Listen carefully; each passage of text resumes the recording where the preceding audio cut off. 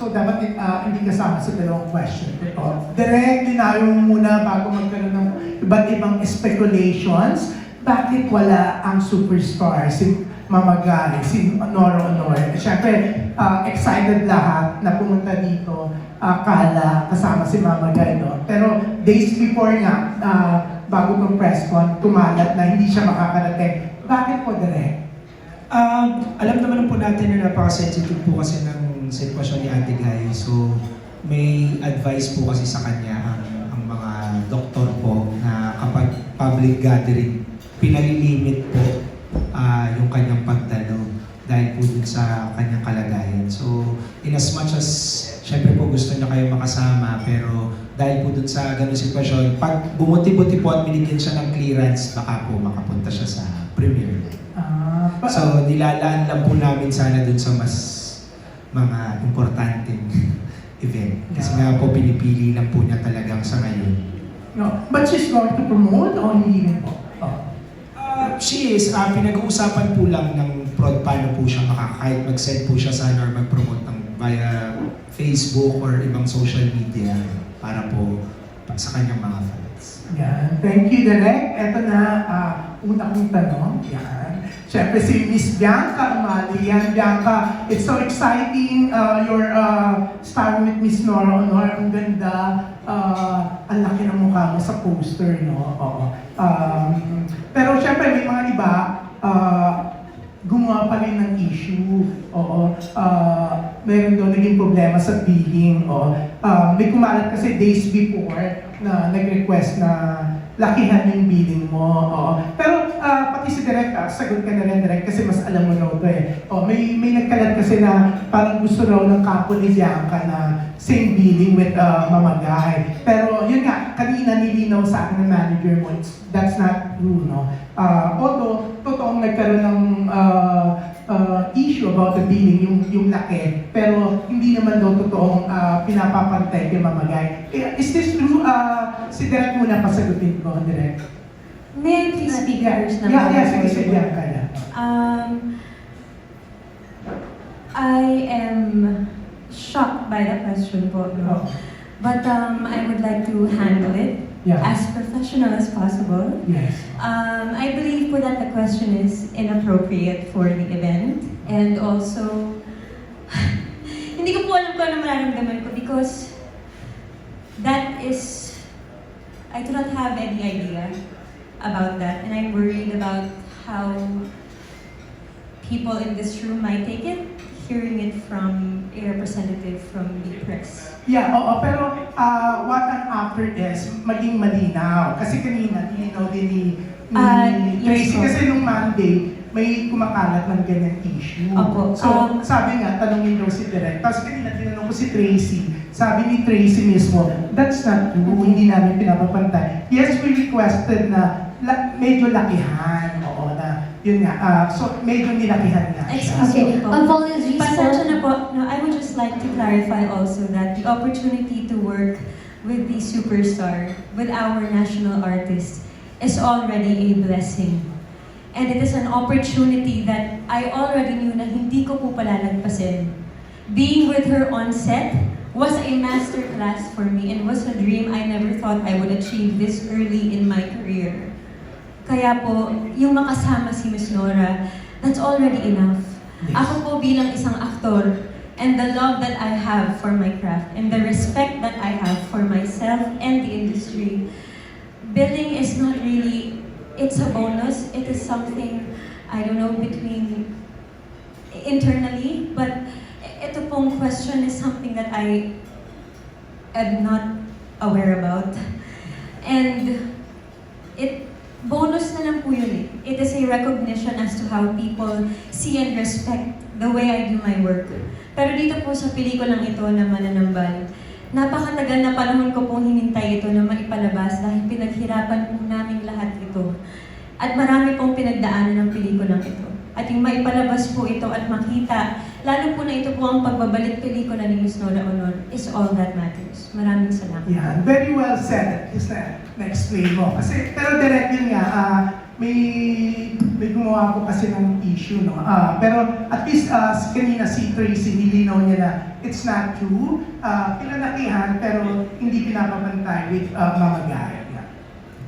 I think po, I think it would be unfair. So I think yung idea po of billing with anyone, I think for that matter na artista po, siguro alam naman po nila, like sinabi ni Bianca, na si Ate Guy deserves all the rightful billing that she deserves given that she is an icon in the industry. So wala naman po siguro magko-contest na ang kanyang billing ay yung billing na nararapat para sa kanya at sa mga iba pa pong artista na may history as a performer. So hindi ko po alam kung saan po nanggaling yun. Pero kami po, like si Miss Karen, yung producer namin, when we designed the poster, alam naman po namin kung saan ilalagay at kung para kanino nararapat po yung tamang billing. Kasi ako rin po bilang director, ayoko po nung syempre may naaapi or merong hindi tama dun sa billing. So, kung ano po yung nakikita niyo po ngayon, I think yan po yung tama at nararapat. Yes, yan. Thank you, Direk, no? At least well explained, yan. Oo. Pero eto, kanina hindi na palabas yung trailer kaagad. Pero I saw the trailer already.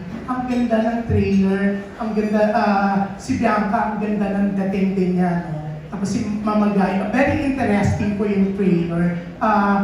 Sabi niya kanina, di ba, sabi ni Bianca, she waited na mapalabas to. Kasi syempre, mga 2 years ba na o almost 2 years to. Pero yun nga, ang ganda ng feedback ng trailer.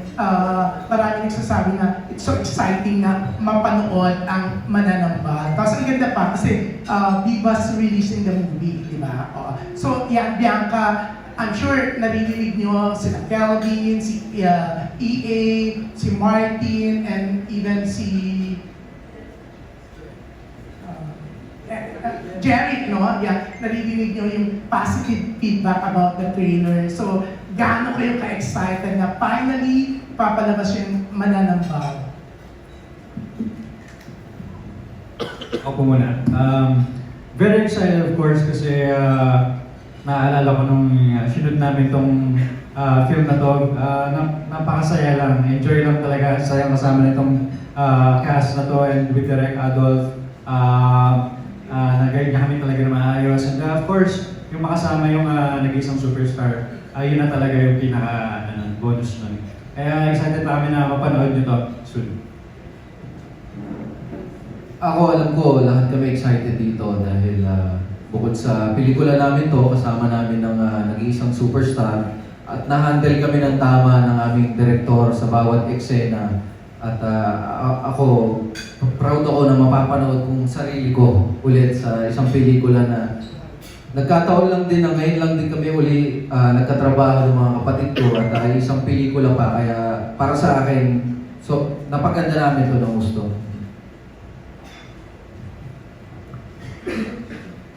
Kelvin na. Sige, masaya. Siyempre, ako, unang-una, masaya ako dahil natapos na naman yung pelikula. Kasi sa totoo lang, ang dami talagang binigdaanan ng journey ng Mananambal. Sobra. As in, unexpected. Pero, masaya ako kasi naraos namin, natapos namin ng maayos, walang nasaktan, walang napahamak, o kahit na anumang negatibong pangyayari, o wala nangyayari dito sa pelikula na to. And excited ako sa part na sa muling pagbabalik ni Ate Guy. And kami magkasama-sama sa pelikula na to para ipakita ang tunay na ibig sabihin kung ano ba talaga yung Mananambal. Kung masama ba talaga siya or mabuti. So, yun. For me, finally, na papalabas na itong Mananambal. Gaya na nga sinabi nila, marami pinagdaanan itong pelikula namin. And syempre, with the direction of Direk Adolf, inatapos namin yung pelikula. And gusto lang din namin ibalik dun sa producer namin, si Miss Karen. Syempre, yung tiwala na ibinigay niya sa amin. And syempre, kay Miss Nora Honor, sa ating superstar, alam ko na maraming nakamiss sa kanya sa big screen. Kaya, as a fan, nami-miss ko na rin siyang mapanood. So, we're very, very excited na mapapanood nyo na yung Mananambal on February 19. Thank you. Yeah. And of course si Bianca, na Ang ganda-ganda, mahal na mahal siya ng camera. Oo. Abangan po ninyo ang Mananambal, showing in cinemas nationwide, February 19 na po yan. Maraming salamat. Yan. Thank you. At syempre, bago po tapusin, no, congratulate ko lang si Jerry. Jerry, kasi napaka-professional mo. I heard nag-explain ka, pero talagang pinilit mo to come here. Yes po, sa basketball, screen. Medyo masakit pa nga, pero syempre this is a big event. And excited ulit ako makasama sila. And excited ako mostly na, lalo na mapapanood na natin lahat yung Mananambal this February 19 na. Ayan. So thank you po. Thank you. That was June Lalin of Abante. For our next question, we have Jeff Fernando of Daily Tribune. Hello po, good afternoon po sa inyo lahat. First question is para kay Direk Adol. First question is, tailor-made pa para kay Ate Guy itong Mananambal, and pwede naman ilugtong na rin na paano nag-adjust considering nga yung hindi naman secret yung health condition ni Ate Guy. So yung filming nito is paano in-adjust for her? Actually po kasi, dumating din lang ko sa akin na sa blessing, hindi po sa akin nag-originate yung material. Nilapitan lang po ako nila Miss Karen during that time. So, I came in to write a new material, and alam ko naman po na si Ate Guy yung kasama dun sa cast. So, nakawork ko na po kasi siya, I think this is our 4th film together.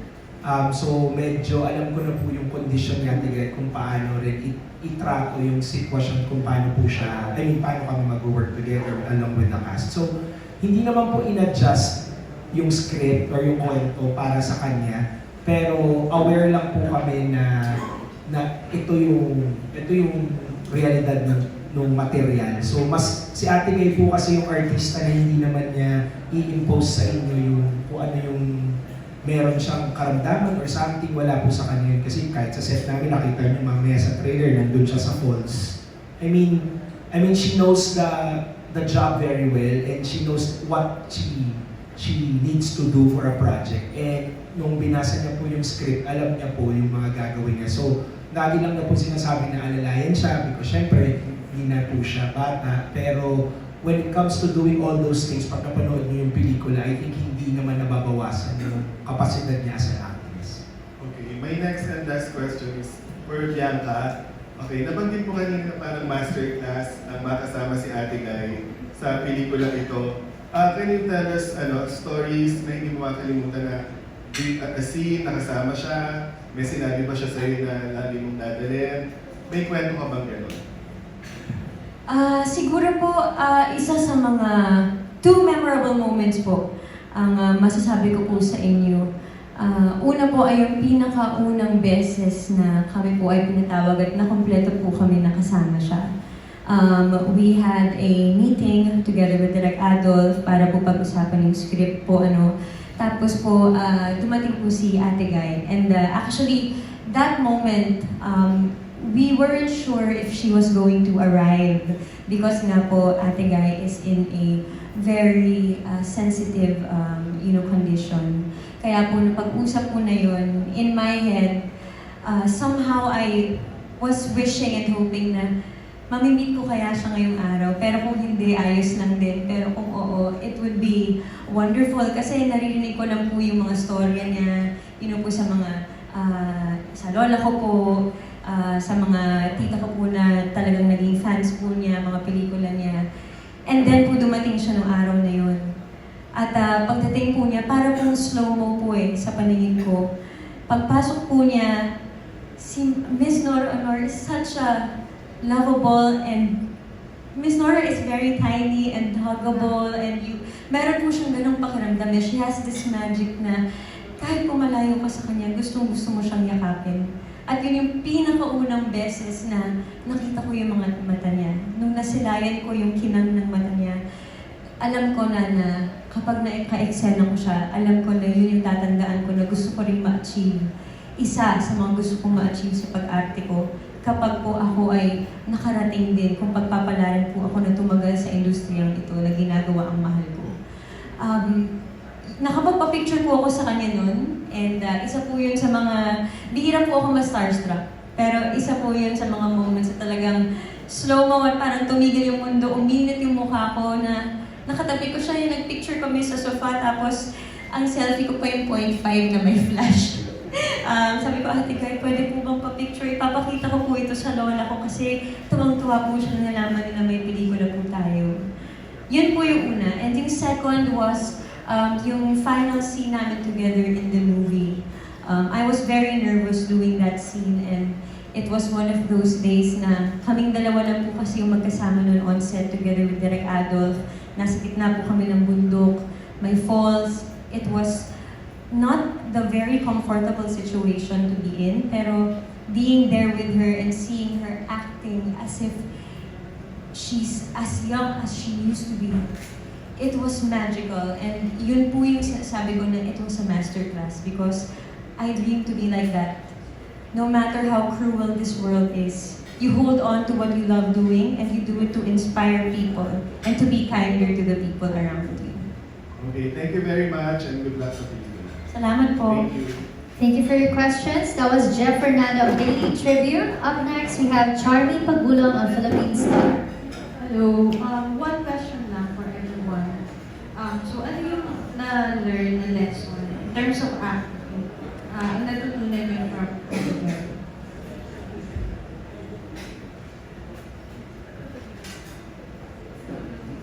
Anyone who would like to answer first? Ako kasi nakatrabaho ko na si nanay sa isang teleserye. And nakatrabaho ko na rin siya before sa isang pelikula. Kahit saglit lang, pero talagang yung siguro yung tatataka sa eksena, tatataka sa co-actor mo, tatataka sa ka-eksena mo. Yung give and take, yung pag-moment mo hindi ka sasapawan, alam mo yun, pag-moment niya, isi-share niya sa'yo. Ganon. Kahit hindi niya sabihin yun, pinaparamdam niya sa co-actor niya. At naramdaman ko yun nung mga naka-eksena ko siya, nakatrabaho ko siya. So, for me, yun. Kailangan makapag-share ka din sa co-actor mo, hindi mo siya sasapawan. Yun.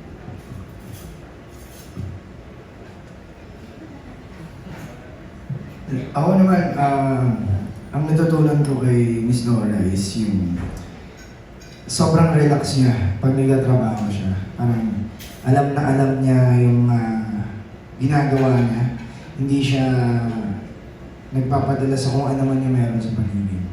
And yung mata niya kasi, kahit wala kayo sa eksena, parang sabi nga niya hindi kumikinang. Totoong kumikinang talaga yung mata niya. Which is, yun yung kumukuha ng connection sa inyo pag magka-eksena kayo. So, titignan mo lang siya, affected ka na.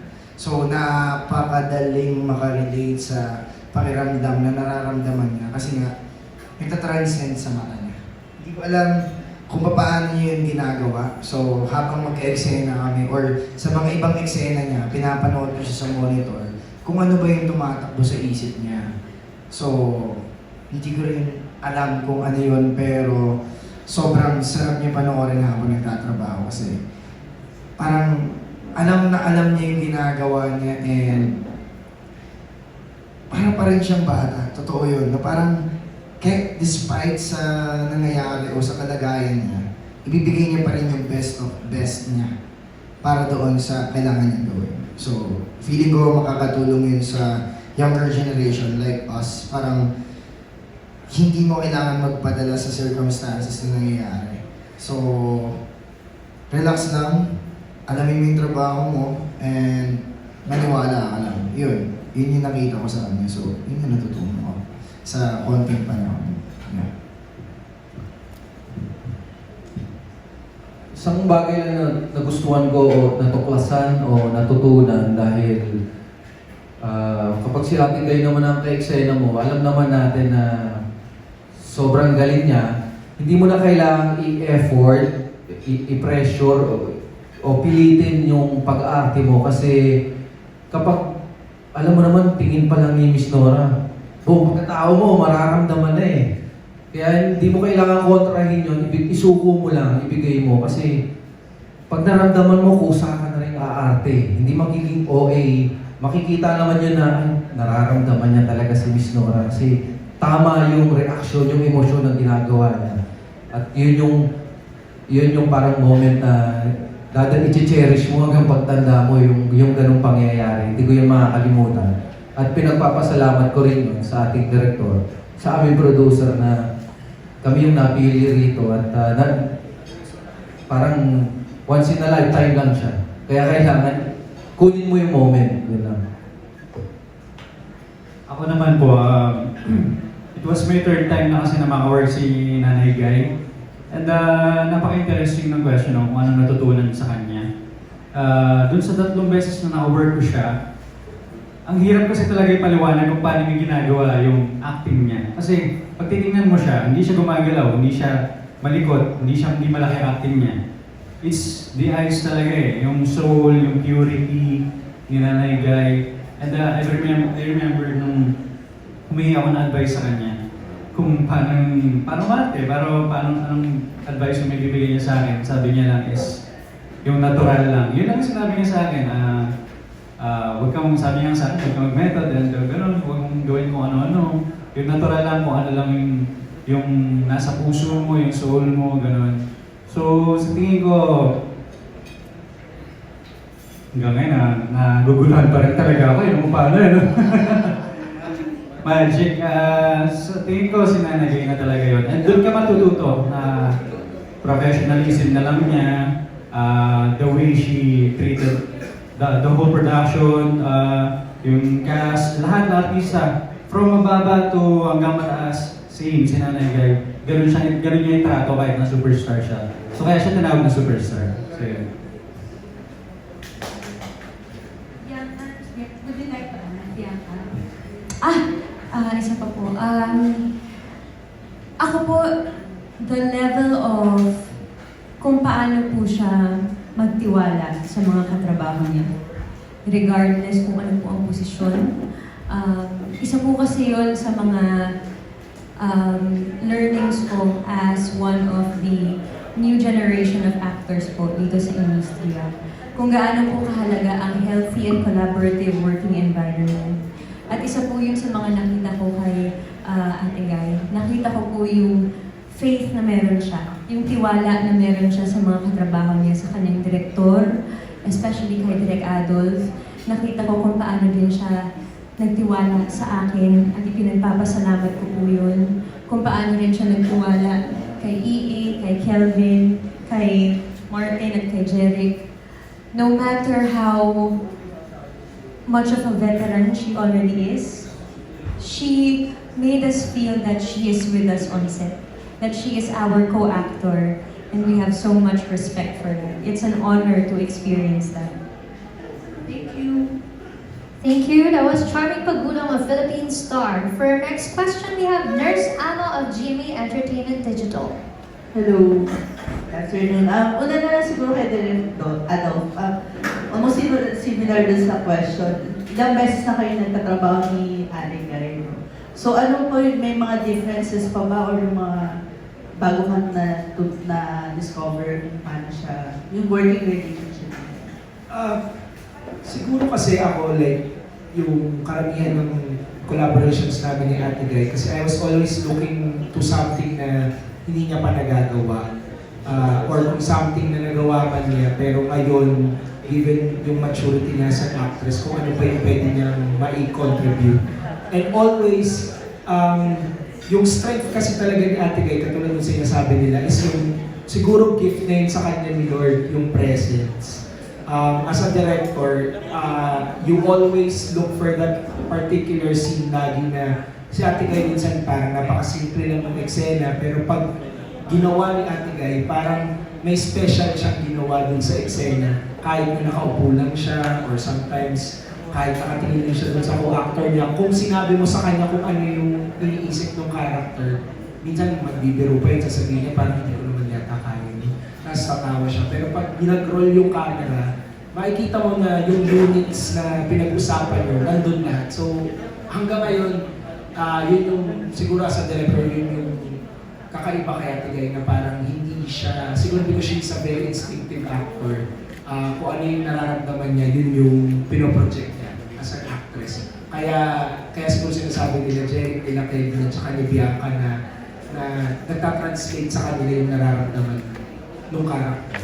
So, every movie lagi may bago pa rin siyang naipapakita bukod dun sa alam na natin na power ng kanyang mga mata. About na lang doon sa location nyo is Siquijor, di ba? Ito ba yung talagang naisip ng place, especially yung mananambal medyo kasi di ba sa Siquijor merong mga myth na maraming mananambal or what? Ito po ba yung nakita niyo talagang place? Noon kasi, noong 2005 or 2006, ay nung nag-uumpisa pa lang ako at nagsusulat ako ng pelikula, si Direk Brilliant Mendoza ay gumawa ng pelikulang Mystic Island na nakaset sa Siquijor. Nagpunta kami doon for 1 week. Noong 2005, at nag-interview ako mismo dahil ako yung nagsulat ng script ng mga mananambal. Hindi ko alam na magagamit ko siya later on for this film. Ang maganda siguro dun kasi yung sa locations and all, si Ate Guy kasi, kumbaga, binagay lang din naman namin yung sitwasyon dun sa kanila. Lalo na po dahil pinag-uusapan ng mga mananambal, so kung ano yung ginagawa nila, hindi namin siya in-exaggerate na kung ano yun. Pero kung ano po yung ginagawa nila talaga doon. Kasi ang mananambal naman po ay traditional healer. So, as an alternative to the doctors in small communities, if one or more in the community feels something, they go directly to the mananambal para gamutin po sila. Kumbaga sa atin po dito siguro sa Maynila or sa mga karatig na probinsya Hido, diba, kung may nararamdaman ka, sila po yung immediately. Pero ang ginagamit po nila, traditional medicine. So, yun. Thank you. Thank you, that was Nurse Amo of GMA Entertainment Digital. Up next, we have Mark Magadia of Maganda Ba Movie. Hello guys. So yung question ko, yung first question is sa location din actually. So para kasing medyo secluded yung place. Almost jungle na nga yung nakita namin sa trailer. So ano yung mga naging struggles ninyo sa pag-shoot? At the same time, na-enjoy nyo ba yung ganitong yung scenery sa Siquijor while shooting the film? Sa cast na lang.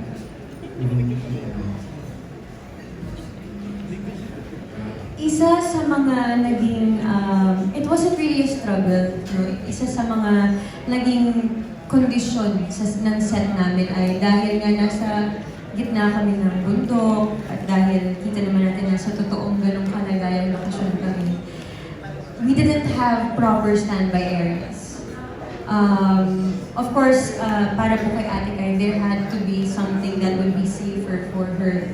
Pero mostly talaga, walang signal, wala gaanong maayos na upuan. Kami, naalala ko, doon na kami sa falls nakaupo, and hindi na kami umaalis sa set kasi para rin magawa na namin at matapos namin kaagad yung mga eksena. Pero being in the middle of nature, parang ano rin naman we used it to internalize into the story, and palagay namin yung mga ganong sitwasyon at detalye na kalagayan ng production namin sa set is part of the commitment to the story. Kasi siguro kung hindi mo immerse yung sarili mo sa ganong environment bilang isang aktor, bilang direktor, at yung lahat ng tao na bumubuo ng pelikula, I don't think it would look and feel the way it does right now. For my second question, Bianca, kasi napapanood ka namin sa TV, and ang napapasin namin, people like you kasi hindi ka push over ng tao. Hindi mo hinahayaan yung mga tao na you put them under praise yung ibang tao. So, may boses ka. Yun yung gusto ng mga tao sa'yo. So, yung question ko kasi parang dito yung character ni Karina is ibang-iba, opposite nung character mo sa totoong buhay. So, ano yung mga adjustments na ginawa mo para mabigyan mo ng buhay si Karina na isang parang meek person? And at the same time, meron bang parang redemption yung character? Maraming salamat po for that observation and I'm very grateful na nakikita din po ninyo noon. I believe bilang isang aktor at kung gaano ko po kamahal ang ginagawa kong pag-arte, yun naman po ang aking goal sa bawat role na gagawin ko. The goal is for them to always look different, feel different. The goal is for all of them to not look like Bianca at all. At hindi po siya madaling proseso. Kasama po yun sa kapag sinasabi po namin na napakadami po ng pinagdaanan ng pelikulang ito. Totoo po yun. That's why it also took so long before it was possible to show. Ako po, to prepare for Alma, unang-una sa lahat, I went through multiple script readings with Direk Adolf also. Nakailang meeting din po kami about this. I was in communication with my producer also para po sa pelikulang ito. So I know ano po pa ba yung mga kailangan, ano po yung mga maitutulong ko rin po to make things easier or for me to do more than what I am expected to do for my part as an actor. To prepare for my role also, I did go through, aside from the workshops that was given to us as an ensemble, I also had workshops po for myself together with my acting coach, Jay Cruz. We had just a day of workshop before we had to leave for Sikihor. Pero habang nasa Sikihor po, honestly, hindi ko rin po gaano sila nakausap ng mga oras na yun because that was what the role needed. I tried to really exclude myself from the attention and I wanted to feel what the world of Miss Nora and my character feels like because it's a really dark place to be in and it wasn't easy to go in and out of, sa totoo lang po. But I'm happy nung napanood ko na lumabas na siya, napapanood na rin siya ng mga tao ngayon. Kahit na hindi siya nagsasalita, for you to actually build and imagine na ito yung mundo ko, ito yung ginagawa namin ng nanay ko, ito yung pinaniniwalaan namin, at kung paano nila ako nakikita, at kung ano yung mga mangyayari. It took so much, but I am proud of this movie. Kasi nga po, sa dami ng pinagdaanan, I know that I was able to fulfill my part as an actor. And it's a bonus to be with Miss Nora in it, who is acting alongside myself. It was a journey, and actually I can go on and on talking about what the process or what my process would be. Pero salamat po. Yun naman po ang goal for noticing na every character of mine is really different from the previous. Salamat po. Ibang-iba talaga si Karina sa pinapakita mo rin sa mga tao. Opo, maraming salamat po. Salamat. Thank you. That was Mark Magadia of Maganda Ba Movie. For our next batch, please do stand by Erwin Ogawa of Anong Ganap, Mac Richard Paglikawan of Lionheart TV, Alan Sancon of Stars Photo Vids, and Jacob Manangan of Jacob TV, a TikTok content creator. Our next question will be coming from Erwin Ogawa of Anong Ganap. Hello, congrats sa new movie. Sa cast, prior to doing this movie, ano yung idea niyo sa word na mananambal? And ano yung na-realization niyo after doing this movie about mananambal? Yung idea na ba kayo before pa? Hi Mark, ako talaga nung gagawin namin itong pelikula na to, wala talaga akong idea kung ano yung mananambal. Kasi it was an old saying, di ba, na ayun nga, until makapunta kami sa Sikihor, na balitaan ko yung mga news na ayun nga daw, yung mga mananambal is healer, pero of course may mga side comment din na kwento din na may mga ano din sila ng mulag gano'n ng ibang kwento. So medyo somehow nakakatakot, pero that was before. Pero ngayon daw, pinopromote nila is really the healer na mananambal doon sa Sikihor. Marty, kasi na. Ayun, so ako yung mananambal naman. Nung nalaman ko yung mananambal sa tito ko. So, tinanong ko kasi nung nalaman ko kung ano ba talaga yung mananambal. Ang sabi nila, manggagamot yun. Tapos sinerch ko rin sa ano yung mananambal. So, faith healer nga talaga siya. And ako naman, personally, naniniwala kasi talaga ako sa mga manggagamot eh. Meron talaga silang alam pagdating sa mga paggagamot gamit yung mga natural na halaman, kung ano na yung available sa paligid or natural resources natin. So, dati ang mga kwento sa mga gagamot ay albularyo kung tawagin, ay mababait sila.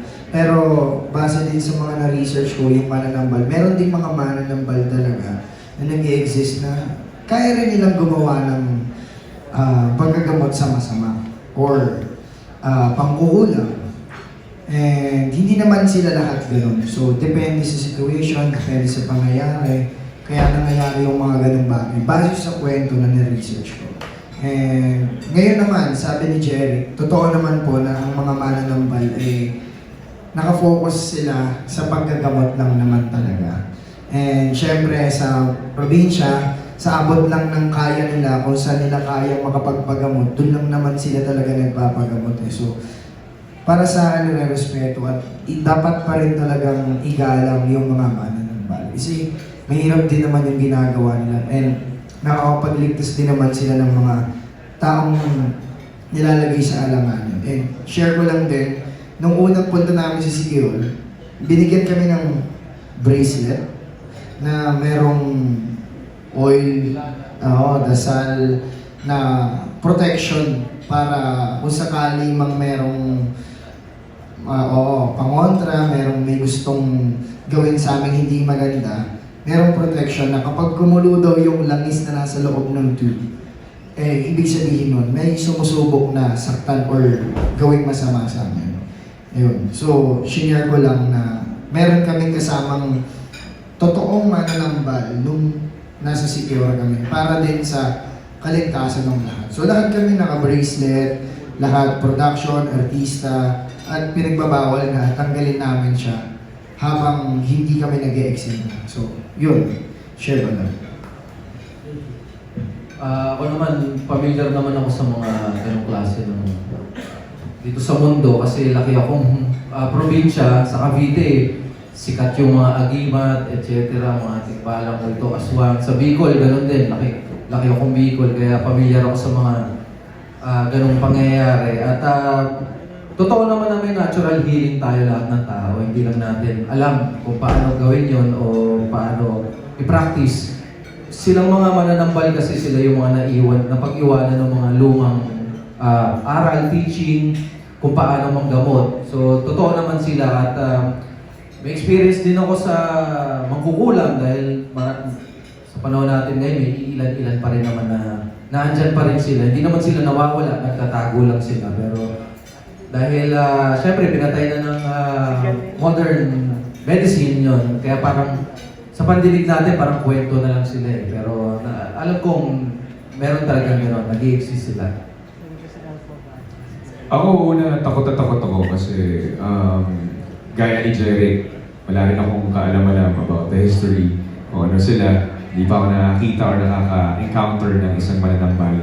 Pero nung nakapunta kami sa Siquijor, mas naliwanagan ako na hindi pala lahat ng katulad nila is yung nakikita at naririnig lang natin. Sabi nga ni Kelvin, may nakasama kaming mananambal talaga na nag-protect sa amin. Diba? So, and share ko lang, first time ko makapunta sa Siquijor at masasabi ko, napakaganda ng Siquijor. Kaya sa lahat ng mga natatakot pumunta, nagdadalawang isip, hindi totoo. Napakaganda ng Siquijor. Actually, to connect lang din po sa sinabi ni EA po, no? Sa totoo lang, nung mga una po namin narinig, I mean, lalo na po sa generation ngayon, hindi naman po ganun ka-widely educated about sa mga ganito na meron tayo dito sa bansa natin eh. Ang pagiging isang mananambal based on research ay marami pong misconception because hindi po lahat ng tao ay naiintindihan whether is it something good, is it something bad, is it a good power or a bad power, alam niyo po yun. So, marami pong misconception at marami pong hindi nakakaintindi which leads to maraming takot.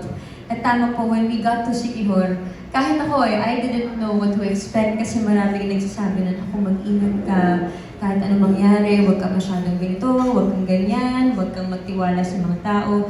But when you go there, you really cannot judge something by what people say. You really cannot judge something or someone by what you hear from other people. Kasi po, nawawala eh. We don't want to remove the magic of what something truly is. Napakaganda po ng Siquijor. Mabuti po yung mga tao na nasa Siquijor. At ang pagiging mananambal ay ang pagkakaintindi ko ay bilang isang faith healer. Healing through faith. And I think that already speaks so much. Although dito po sa pelikula, kaya po mananambal ang tawag ay dahil maaaring meron pong pagkakaintindi na kung alam mo magpagaling, ay kaya mo rin gawin ang kabaligtaran. Okay, very interesting. Okay, Direk, last question po. Direk, ilang beses niyo po nakawork si Ate Guy, right? And I'm sure alam niyo po yung filmography niya. Kung mabibigyan po kayo ng parang wish list na i-revive yung isang movie niya, o wish niyo na kayo mag-direct ng movie ni Ate Guy, anong movie po ito? From her filmography. Makahirap yun. Isa lang po, tapos man. Sa ngayon, inaayos namin yung sequel ng Borna. So kung matutuloy at magiging maayos, yun. Borna. Yun ang gagawin. Pero ang pinaka-paborito kong ginawa ni Ate Guy, dalawa, Bona at saka Bakit Bughaw ang Langit. Mas gusto ko yung mga simple niyang pelikula. Manifest natin yan, Direk. Bona Part 2. Thank you. Thank you very much for your questions. That was Erwin Ogawa of Anong Ganap. Our next question will be coming from Richard Paglikawan of Lionheart TV. Hello po, good evening. Good evening natin. Curious lang ako, Direk, since napalabas na to sa ibang bansa, marami nang nakapanood, kaso syempre sa ibang bansa. So, ano yung mga share mo sa amin ng mga reaction ng mga nakapanood? Ayun. And congratulations kay Bianca sa pagkapala. Kay Direk muna. Siyempre yung curiosity about, kasi yung idea of a healer naman, generally, the faith healers is not only unique to the Philippines. Anywhere in the world, they also have that same culture. Iba lang yung tawag, iba lang yung ginagawa. But mostly ang nakuha kong tanong, syempre unang-una was about kung namamana ba talaga siya. And like how one person can say yes or no kung sa kanya ililipat yung karunungan ng pagpapagaling. Kasi nga, di ba, given na ngayon, syempre karamihan syempre yung mga younger generation would want to explore other things than what their parents or their grandparents have been doing, di ba? So, like katulad yung sa technology, katulad nung ginagawa ni Wangwood, di ba? Yung pagtatato, pambabato.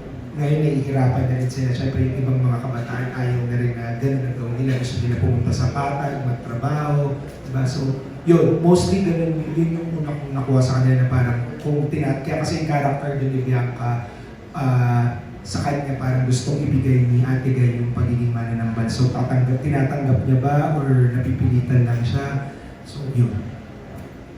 At paano yung naging reception? And may mga parang comments ba na pwede i-share sa amin direct from international audience?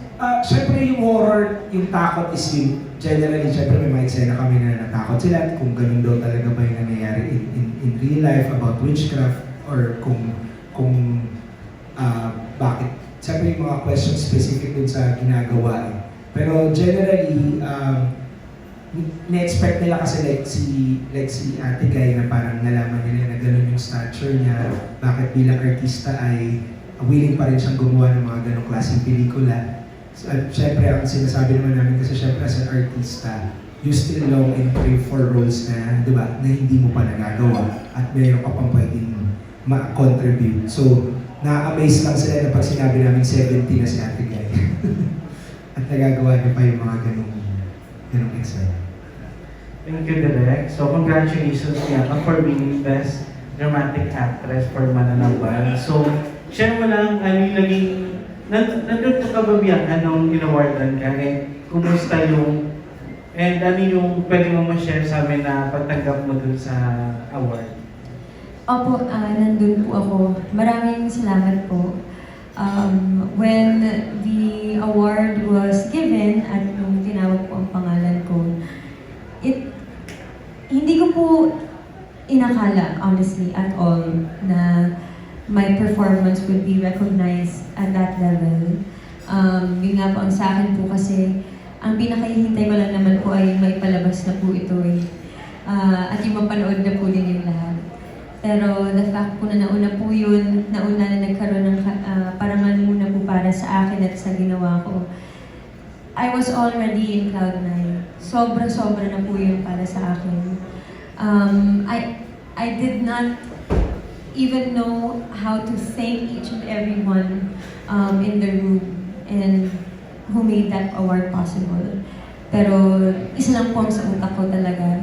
It was a blessing. Alam ko pinagpasalamat ko agad yun sa Ama at para po yun sa lola ko. Actually, ito na lang parabol. With this film, Bianca, parang siyempre, Best Dramatic Actress kayo sa International Award. Paano mo na tinitake yung mga magiging next projects mo? Sa totoo lang, hindi naman po nagbago. It made me more hungry. It made me more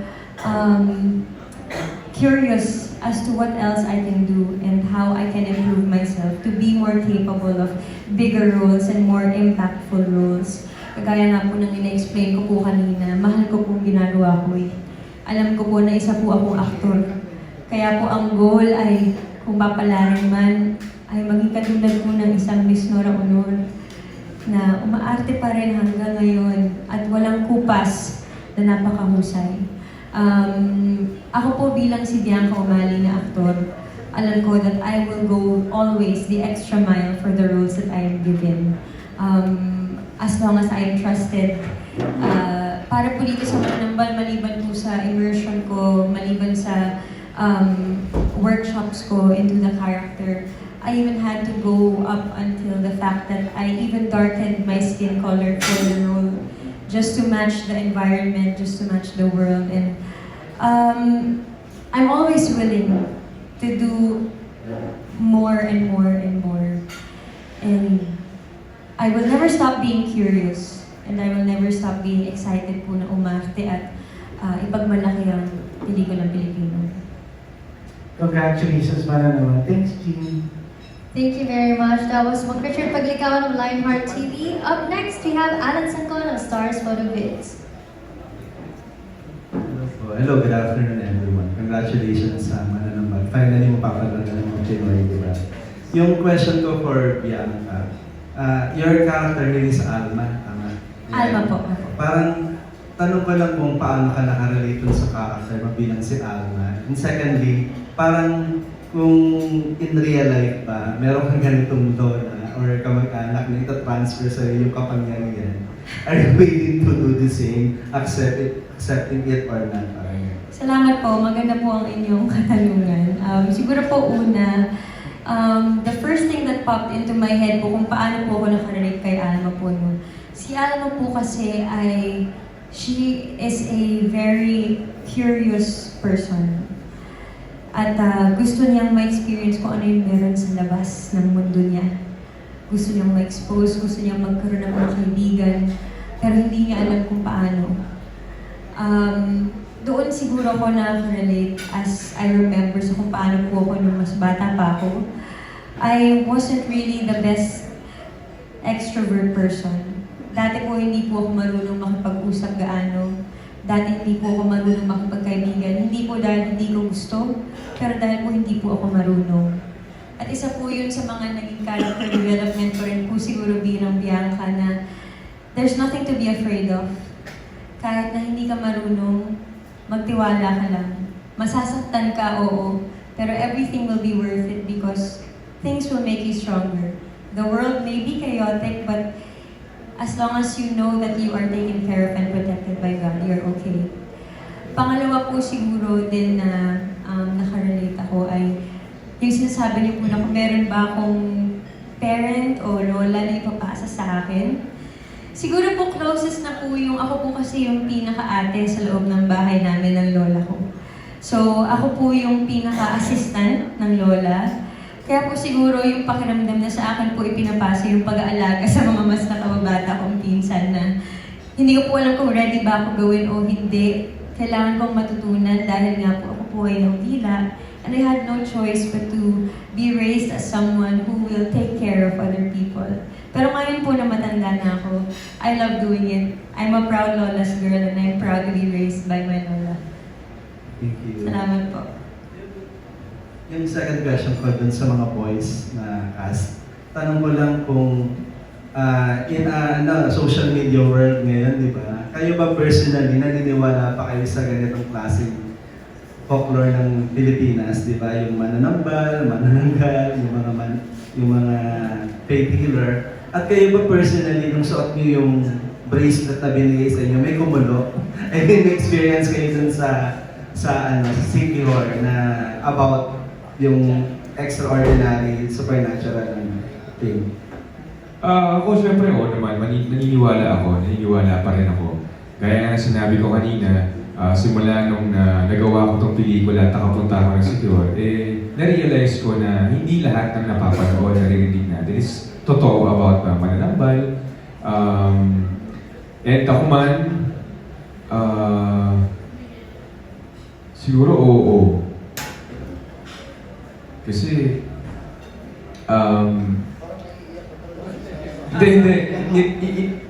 binalikan ko yung dun sa bracelet eh. Sa akin, noong una akala ko, kasi gumalaw siya, parang gumalaw. Natitignan ko siya, parang gumalaw. Yun pala, yung kamay ko lang pala yung gumalaw.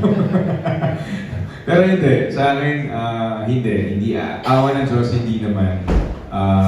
Wala naman akong nagulo or wala naman kaming nagulo na kakaiba o ibang tao doon sa habang nagsushoot kami ng mananambal. So, yun.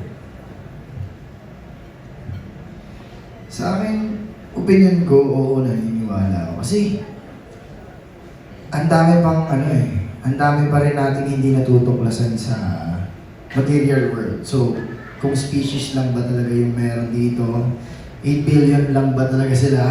Or meron bang hindi nakikita ng natural natin mga mata na nag-i-exist din sila. So, nakakatawang pakinggan, pero somehow, talagang naniniwala ako na merong manananggal, merong aswang, kasi depende naman At saka siguro hindi na lang din, sumasabay lang din siguro sila dun sa generation or nag-a-adapt lang din sila sa kung ano yung pagbabago ng tao sa mundo. So, di ko alam, pero opinion ko, naniniwala ako. So, limited lang kasi yung pagkakataon, maaral natin yung mga bagay-bagay. So, ang dami pa. Sa ilalim ng dagat, di nga natin kaya aralin yun So, ano ba talaga yung meron sa mundo natin? Naniniwala ako. Ayan, sa part na yan, meron akong may share dyan. Ako yung parang buhay na patunay na meron talagang ganyan. Kasi nung 2023, nagkaroon ako ng pinched nerve sa balakang. So, tumagal siya ng 9 months na may ipit akong nerve. Hindi na ako makalakad, hindi na ako makatayo. Talagang, ang nipis na ng left leg ko. Bigla na lang may isa akong parang lolo-lolo na nagkwento. Baka meron ka dyan, ginaw ko lang, baka meron ka dyan manghihilot, kung hindi ako makalakad Sinabi niya, meron, buti sinabi mo. O di ang nangyari, kinabukasan, pinahilot niya ako, ang tawag pala sa kanila, hilot bulong. Bulong, hilot sa bulong. Literal, na totoo, kasi nung habang minamasahe niya ako, may binubulong siya chant niya siguro yun, hindi ko naririnig, hindi ko naiintindihan kasi hindi rin Tagalog yung sinasabi niya. Habang minamasahe, hinihilot niya ako, nasa part na nung may ipit, naramdaman ko talaga, tumalon yung ugat na hindi ko alam kung ano yun, laman ko o ugat. Instantly, pagka putok na yun, naramdaman ko kaagad yung refreshing, yung na-relax ako, nawala yung ipit. So sabi ko, mapapamura ako. Totoo pala to. Nakalakad akong bigla, nakapag-exercise na ako. So, may paglalaban ko na totoo yung mga ganyang bagay. Dahil ako mismo na-experience ko na pagaling ako ng hilot na may bulong. Yun lang, parang ang bigat ng story. Totoo? Ako din po naniniwala ako kasi lumaki ako sa Tanawan, Batangas, sa Laguna, sa Quezon Province. So, karamihan din sa amin ganyan yun, mga bulong, hilot, albularyo. So, yung marami rin experiences like sa family namin, sa brother ko na ayun, hindi ma-detect, hindi malaman ng doktor kung ano ba talagang sakit sa tiyan. So, sa amin dadalhin sa albularyo. So, doon, somehow, syempre, ano nga siya, faith nga siya, healer. So, pag naniniwala ka, talagang, ayun, magagamot talaga siya. So, ganoon sa amin, naging practice talaga siya. So, ako naniniwala ako. Thank you very much, everyone. Thank you, Jean. Thank you. That was Alan Connor Stars Photo Vids. Up next, we have Jayco Manangan of Jayco TV as a top content creator. First of all, congratulations to the cast and the rest. Congrats. My first question, dahil di pa natin napanood ang full trailer, no? Ako kasi napanood ko ng YouTube at sa Facebook. Ang ganda, it's giving creepy vibe talaga, no? Tanong ko lang, kung ano yung role nyo na pwede nyo i-share, kasi parang hindi nyo pa yata na-share, without spoiler. Bago po nila sagutin, nag-message po si Ate Gay, nanonood po siya ng Facebook Live. Pasensya na daw po, maraming salamat daw po sa pagsuporta niya. Nanonood po siya ngayon. Ay, nanay. Ayun, ako po dito si Riley, isang basketball player at isang vlogger na rin. So, Kelvin. Ang ganda ng tol, promise. Ako naman si Kelvin, ang gaganap bilang si Liam. Ayan, ang breadwinner ng pamilya ko. And at the same time, ang sideline ko is maging editor ni Wayne. And naging tropa ko na rin si Riley. So, kasama si Ethan, ayun yung circle of friends na kami ang magsisilbing vlogger na pumunta sa City Hall para saliksikin, alamin kung ano nga ba talaga ang tunay na kahulugan ng mananambal. Ayan, ang pangalan ko rito ay Ethan.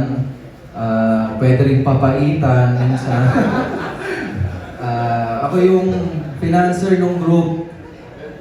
Kinuha ko lang yung pagkakataon na makasama sa grupo na yon kasi ang totoong pakay ko rito ay yung character ni Jerry. Chancing ako pag may pagkakataon. Ako naman po dito si Wade. Isa ako sa vlogger, of course. And si Wade is very wild. Wild kami ni Riley. So yun, spoiled brat. And then, tingin ko, isa siya sa mga dapat abangan doon. Actually, malayo talaga sa akin to. So, nag-enjoy ako i-play to. Very different from me. Ako naman po dito si Alma. Ayun po. Ang anak po ng mananambal. And my second question, you can answer yung mga cast or even kay Dad, no? Considering there were lots of Pinoy horror movies, so my question is, ano ang may offer nyo sa mga manonood na masasabi nilang matatakot sila dito? Or ano yung kina-special nito na wala sa iba? Sige, sa akin, mauna na po. Yung may share ko lang sa kanila is yung hindi mo kasi masasabi kung creepy ba talaga or hindi. Yung isang bagay until na ma-experience mo siya. Yung creepy kasi dito yung nakakatakot kasi dito sa mananambal is yung sinusubok niya yung paniniwala mo sa isang bagay. Kung ikaw ba talaga ay naniniwala o hindi. Kasi hindi naman pag sinabing nakakatakot, visual, nakakatakot na siya. So, para sa akin, napakalalim ng ibig sabihin kung ano ba talaga yung nakakatakot. So, yung definition ng nakakatakot ng mananambal is another level siya. Ibig sabihin, ibang level. Hindi siya yung expectation ng karamihan na kapag nakakatakot, jump scare yan. Kapag nakakatakot, visually appealing, na nakakatakot talaga siya.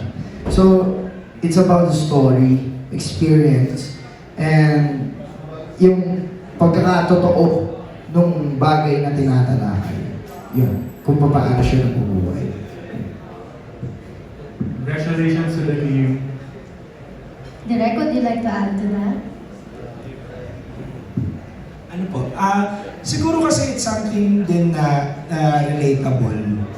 Kasi di ba something na familiar, sometimes pag nangyari sa'yo, mas nakakatakot kasi hindi siya pangkaraniwan. Like katulad sa kanila, bilang karamihan ng mga younger generation nila masyadong curious, di ba? So minsan, sa sobrang curiosity nila, napapahamak ka. Di ba? So, ayun, siguro yung medyo familiar, they will be in a familiar territory. So parang mas nakakatakot kasi pwede mangyari sa.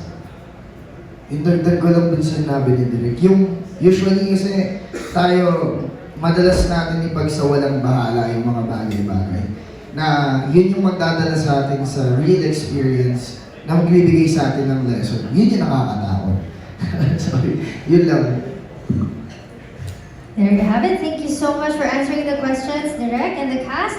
Up next, we have Anarida Amistoso, a TikTok content creator. Hello po. Dito po. Kanan po. Hello. My first question is for Kelvin and Direk. Parang ikatlong beses yun ang nagtatrabaho. Di ba? Favorite niyo po ba ang isa't isa? How is it working with each other? Kasi parang pangatlo yun na to. Direk, ano ba, ikaw mo unang sumagot. Kasi ako naman talaga, totoo lang. Kapag mayroon akong material na nagustuhan, as long as kaya ko siyang ipaglaban sa management, sinusubukan ko naman kung makukuha ko ba talaga siya o hindi. So, gusto ko rin kasi malaman kung hanggang saan ba yung kayang ibigay nung pananaw ko o kakayahan ko sa pag-iintindi sa kung anong meron ako sa pag-arte. So, para sa akin, kung papayagan naman ako sa mga bagay o sa role na ino-offer sa akin, which is, sige, paaralin ko, babasahin ko, ipipitch din sa management, and kung papayag sila, minsan may mga offbeats, kung papayagan, kung hindi, edi okay lang. And kung choice naman din ng director at ng creatives, syempre, laking pasasalamat naman, bibigyan ka nila ng tiwala para patunayan mo sa kanila kung hanggang saan yung kakayahan. Yun. So, yun. Direk. Siguro kasi nga nung una kami nagkatrabaho, parang nagkataon lang na yung mga projects na katulad ng sinasabi niya is within his age range. So kapag syempre dahil kung maayos mo nakatrabaho, di ba wala namang naging problema, tapos bagay sa kanya yung material. So yun, katulad ng sinabi niya, sinusubukan namin i-offer ngayon kung payagan at destined na para sa kanya, ay nagkataon naman na napapayagan. So parang nagsunod-sunod lang siguro dahil pandemic, siguro dahil din sa pandemic. Pandemic, parang wala talagang choice yung dating ko. Hindi, joke lang. Kasi parang yung may mga roles din kasi na talagang susubok din sa pagkatao mo eh. Kung kaya mo ba talagang talunin. Hindi lang naman kasi pag umangarte ka eh. Sa character lang yung kung pagkatapos mo kasi gawin yung isang bagay. Meron siyang dadalhin kapalit na katuturan sa pagkatao mo. Hindi pwedeng wala kasi pagdadaanan mo yung pinagdadaanan niya. And hahanap ka ng pwedeng makarelate ka doon sa character mo para maikwento mo ng maayos na kapanipaniwala. So, ilang beses ko na nakatbawal si Direk from Loving Miss Bridget, After All, meron pa kami ginagawang movie na hindi pa rin natatapos hanggang sa ngayon dahil sa mga naging problema. And dito sa pangatlo, sa Mananambal, similar din naman yung experience ko sa kanya. Wala pa rin namang pagbabago and yun lang, sorry. May mga pagbabago, syempre may natutunan ka pa rin, hindi rin lang nag-stock sa isa. So, thankful and grateful na pinaniniwalaan din ako ng director. Okay. For my second question, kasi syempre hindi namin ito mapapanood sa Mananambal kasi this is a horror movie. Can you share funny moments na nangyari sa inyo while filming sa cast? Tol, ikaw naman mag-umpisa. Marami tol eh. Yung ano natin, sige hormones. Ano kami, rest day namin, isang araw lang ata, yung rest day, isang araw lang. Secure. So, tinry lang namin magmotor. Nag-rent kami ng motor, tapos wala. Parang road trip lang kami dun sa labas. Tinry namin yung mga restaurant, mga pizza. Ang sarap nun, grabe. Tapos, unforgettable, oh. Tapos marami rin kami, mga taga-Signor, habang kumakain kami, nandun sila, nagpapapicture sila. Marami rin kami, kumbaga, na-encounter ng mga taga-Signor na doon ko rin na-realize na okay pala, safe kami dito. Hindi sila nakakatakot. So, yun, road trip lang kami hanggang inaabot na kami ng oras so, mga 11 p.m. Kasi nag-start kami mga 2 p.m. Maaraw pa talaga eh. So, chill. Sobrang in-enjoy lang talaga namin yung isang buong rest day namin na i-explore yung Siquijor. Si Kelvin parang daming ano. Oo, dami talaga. Siyempre, yung gabi kulang yung kwento mo tol eh. Siyempre, kalukuha naman din tayo magsasaya, magliliwaliw sa lugar, diba? Mahan kami ng isang bar doon na pwede kami makapag-chill, ma-enjoy yung moment. Is sila dalawa kasi mahilig sa basketball to si EA sa si Jeric. So, andun kami lang talaga yung nandun sa area, dun sa place. And nung time na yun, di nagkakasiyahan na kami. Tapos may isang stranger, American ba yan? Tinawag ni Jeric, biglang nag-English. Come here, let's join us! Lalaki ko baka akala niyo babae. Lalaki ko ikaw. Wala lang. Kumbaga nagkaroon lang din kami ng opportunity na magkaroon ng ibang kasama nung gabi na yon na nakakatawa kasi na-nosebleed din talaga kami, nauubos talaga yung mga baon ko 10 English sa bulsa ko.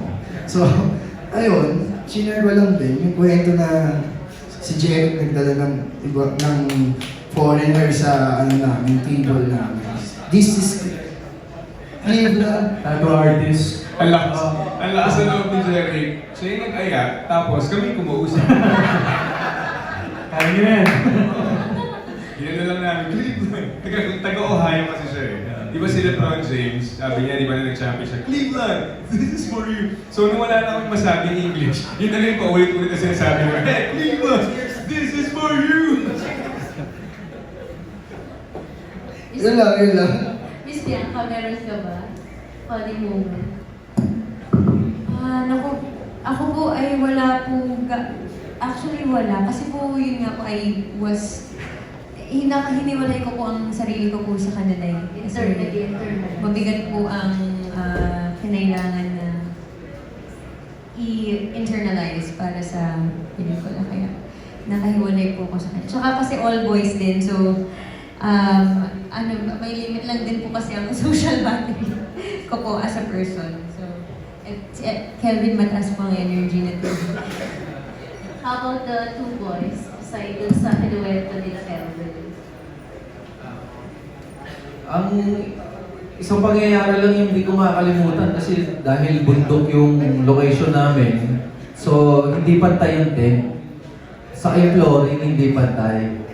May mga pagod na, mga dinner time na, lahat kami naghigaan isang diretsong pantay. Biglang umulan, may butas pala yung tent namin sa gilid. Lahat kami naligo, pila-pila rin kami, si Kelvin lang hindi gumising kahit tumulutang na yung kamay. Tapos, nung nagising siya, nagreklamo pa, pati niyo ako ginising, lumulutang na ako rito. Yun lang po yun. Pagod na ako ng tulog. Jerry. Sa akin, sinabi na nila eh. Ba't mo naman ginawa yun? Ha? Sila pinakausap ko, ikaw yung nagtawa. Kawawa naman yung yung American, nag-iisa kasi siya dun sa bar. So wala siyang kasama. So nung kinausap ko siya, sabi niya, nag-travel siya ng solo. So hindi ako makapaniwala from US, and then wala siyang alam sa English or English. Hindi ko na kaya. So parang random lang na namili siya ng place in the Philippines. And then si Jorge napili niya. So parang bilang mga Pinoy, di ba? Nakakaawa naman na wala siyang kausap doon. So yun, sila yung kausap. Hospitable pala. Yes. Thank you. Thank you for your questions. That was Annalina Avistosa, a TikTok content creator. And we have here, before we wrap up, last question. This is for everyone. Kung inabutan kayo ng pagkakasakit sa Siquijor, payag ba kayong sa mananambal magpagamot or would you rather na sa ospital na agad dalhin? Kung sakaling ako, okay lang, try ko siya. Kung hindi gumana doon, punta ako sa doktor. Kung gumaling ako doon, at least na-experience kong magpagamot sa, at the same time, support local. Support local. Kasi, may na-experience ka ng bata ako hilutin kapag may mga pilay. Totoo naman din talaga, gumagaling siya. Pero, kung sa Siquijor, syempre, doon yung doon yung nagsimula daw lahat ng panggagamot eh. So, feeling ko mas effective. So, gusto ko siya ma-experience kung may pagkakamot. Kaya lang, di ako nagkasakit eh. Yun lang. How about the others? Depende siguro sa sakit. Depende ako sa sakit, syempre. Diba? Kung talagang kailangan ng isang professional, doon tayo sa professional. Ako rin, same answer as EA. Depende sa kondisyon, especially if it is a life or death situation, di ba? Lalo kung walang makagamot o nauubos na yung options mo, walang makaalam, walang makakuha ng kung ano yung precise na kailangan mo. Of course, I would do and go through everything and anything to get through that, to stay alive and to be with my loved ones. So, depende. Ako bilang graduated nursing, yun. Hindi na halata. I would try siguro yung faith healing. Pero at the end of the day, I would choose science pa rin kasi we studied it and naniniwala ako na lahat is pinag-aaralan. So, pero tama naman din mga sinabi like sa depende sa sitwasyon. Yeah. Situational din kung ubo, napagkahilo, yung mga ganyan lang na kaya ng holistic way. Sa tingin ko, okay sa akin yun. Pero yun na nga kung umabot na sa pagiging malala, kailangan ng operahan. Doon na ako sa hospital. Direct? Pareho rin sa kanila. Siguro kung yung mga, syempre, mga pilay ganyan, siguro hindi rin masamang subukan kasi like ako rin nga, katulad nung araw, di ba, parang pag may mga pilay na nagagamot. Pero if it's a matter of life and death, siya, doctor. Okay, nakuha na natin ang sagot nilang lahat. Thank you so much for being so game today.